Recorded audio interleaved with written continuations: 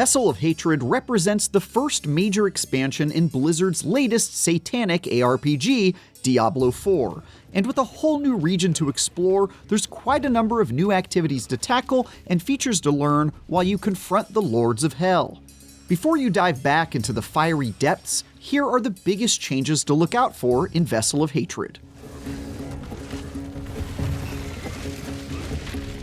Without question, the biggest change immediately available in Vessel of Hatred is the all-new character class, the Spiritborn. This tribalistic magical warrior relies on guardian spirits to lay the smackdown on any enemies of Sanctuary that get in your way. You can roll this new flavor of Wanderer the same way as any other, and you can even skip the main campaign if you'd prefer to jump straight into the action down south in Nahantu. The coolest thing about the Spiritborn, aside from the badass ghostly animals of course, is the modular, deeply customizable nature of their build crafting. Instead of nudging you towards a glass cannon or tank build like some of the other more focused classes, the Spiritborn is much more customizable, so you can mix and match abilities to make your own Wanderer cocktail and pivot to a different strategy whenever you want. Choosing between the mobility-focused eagle abilities and the poison-heavy, life-stealing centipede powers is a ton of fun, so don't be afraid to respec and experiment away. If you tend to play Diablo 4 solo, then you'll be delighted to learn about the new mercenary system, which allows you to recruit NPC allies and bring them into battle to lend a hand. There's 4 in total, all of which are easy to unlock as part of the Vessel of Hatred campaign, and each of which has their recruitment quest that introduces the character and their unique set of bloodthirsty traits. Options include the ranged bounty hunter Subo, who really likes to light things on fire, and the demon child Aldkin, who uses her dark magic to punish Sanctuary's baddies. As you explore with each one, you'll unlock skills and other rewards for leveling them up, and later on, you'll even be able to assign a second mercenary in a support role to help out in certain situations. Now, playing solo doesn't have to be quite so solitary. Returning from Diablo 2, rune words are a new build crafting feature that unlocks over the course of Vessel of Hatred's campaign. You'll find rune words in the Kurast Undercity activity, and from killing certain enemies and completing other activities. Once you've got a piece of equipment with 2 open slots on it, you can choose a rune of ritual to establish a trigger condition, like whenever you drink a health potion, and a rune of invocation to pick which desirable effect happens whenever the trigger condition is met, like releasing a cloud of poison insects to attack your foes. These runes add a whole new element to build crafting, and in the endgame, when you unlock some seriously cool options, can be incredible game changers. A delicate piece needs a delicate hand. The Dark Citadel is one of the best ways to spend your time in Vessel of Hatred. This raid-like activity is the first of its kind for the Diablo series, and pits you and up to 3 other Wanderers against a series of tough battles, light puzzle mechanics, and devilish bosses in exchange for high-end loot.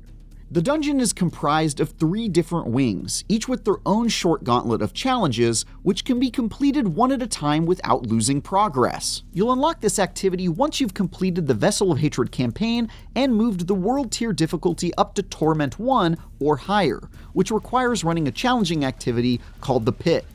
Then you can start tackling this really awesome endgame activity and claim some really dope prizes.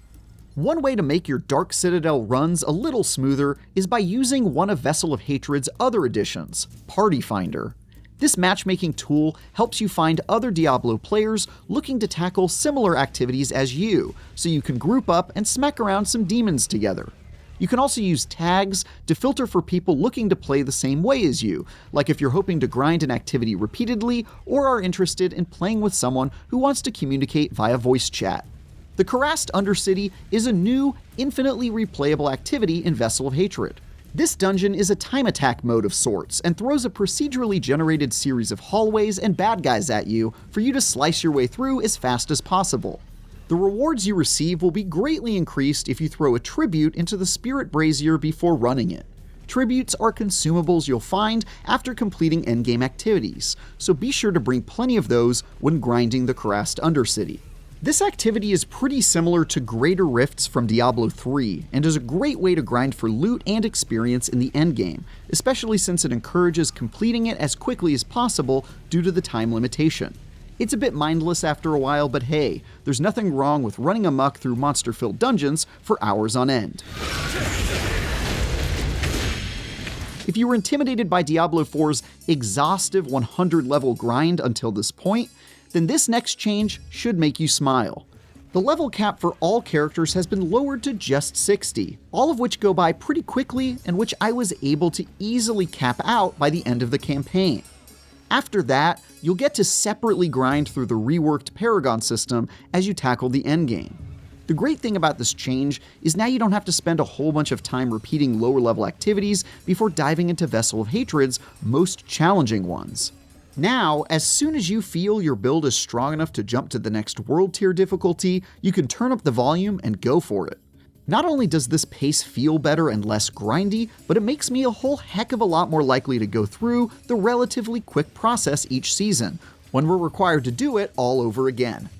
Speaking of things to do once you've reached max level, the endgame Paragon progression system has also received a major overhaul.